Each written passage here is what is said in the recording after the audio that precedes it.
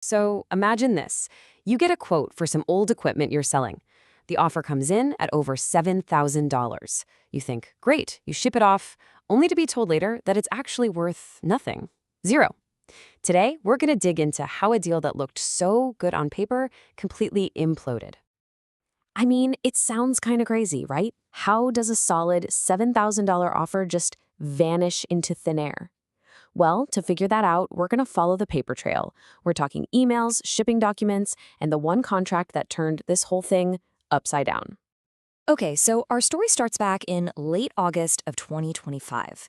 You've got a company, Horizon Alliance Technologies, and they're looking to offload some used computer hardware. So they do what anyone would do. They reach out to another company, Exit Technologies, to get a quote. And here's that first email. It's from Idris Busari over at Horizon. Super straightforward, right? Can I get a quote for 70 Optiplex 3000 series? Pretty standard stuff. No red flags here. About a week later, Nick Villegas from Exit Technologies replies with a really solid offer. He says, we can offer $110 per Optiplex. That would be $7,700. And get this, he even says that price includes all the packing and shipping.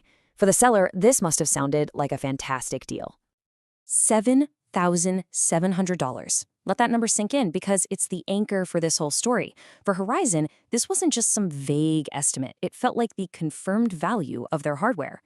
Everything that happens from this point on is based on this one number. So you've got this great offer on the table. The next logical step?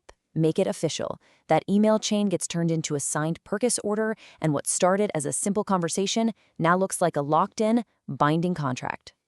And here you can see it right there in black and white from the official purchase order. 70 units, $110 each, for that grand total of $7,700.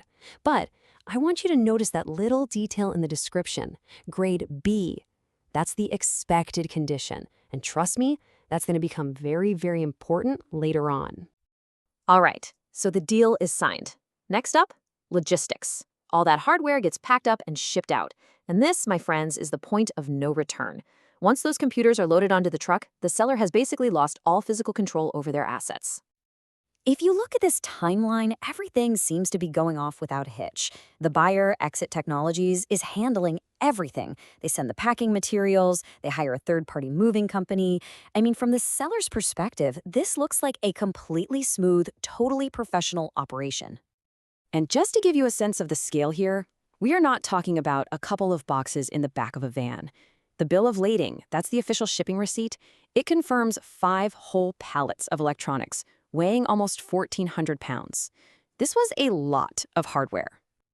So up to this point, everything looks perfect. The deal is signed, the hardware is shipped, it's been delivered. All that's left is for the buyer to do their final inspection and cut the check. But this is where our story takes a very sharp, very unexpected turn. So after weeks of radio silence, we're talking more than a month after the pickup, the seller finally gets the settlement report. They're expecting to see a check for $7,700. They did not get that. Not even close. The report was a total bombshell. You can see it right here. Unit after unit is just valued at 0. The notes give you a whole laundry list of problems: missing hard drives, motherboards that are totally fried, some units that just won't even power on. They're being graded as D or F, a long, long way from that grade B that was in the contract. So what exactly went so wrong? Well, the audit report breaks the issues down into a few main categories. And as this chart shows, the single biggest problem was missing components. We're talking hard drives just not being there. On top of that, there were widespread hardware failures and a bunch of units that were just too damaged to be worth anything. After they went through and audited every single computer on all 5 of those pallets, this was the final number: $0. From a promise of $7,700, the final value of this nearly 1,400-pound shipment was determined to be absolutely nothing. So what happens now? You've got a seller who is counting on thousands of dollars and a buyer who is saying the stuff they received is basically worthless. As you can imagine, the email chain just lights up as both sides try to figure out this massive gap. And this slide just perfectly captures the total communication breakdown. On one side, you have the seller, Idris, who's just in complete disbelief.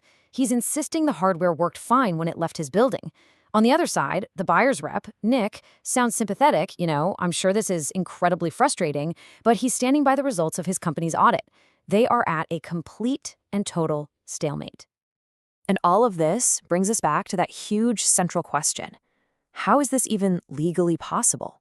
How can a written offer for $7,700 just become zero? Well, the answer, as it so often does, was hiding in plain sight, right there in the fine print. You see, buried in that same purchase order, right below that big, exciting $7,700 number, there was a whole section of terms and conditions. And it turns out, those terms gave the buyer a massive amount of power to reevaluate the hardware after they got their hands on it. Let's just break down the 3 clauses that really mattered here. First, the seller guaranteed the product was complete and working. Second, the final payout would be based on the condition of the product as it was received, not how it was when it was shipped.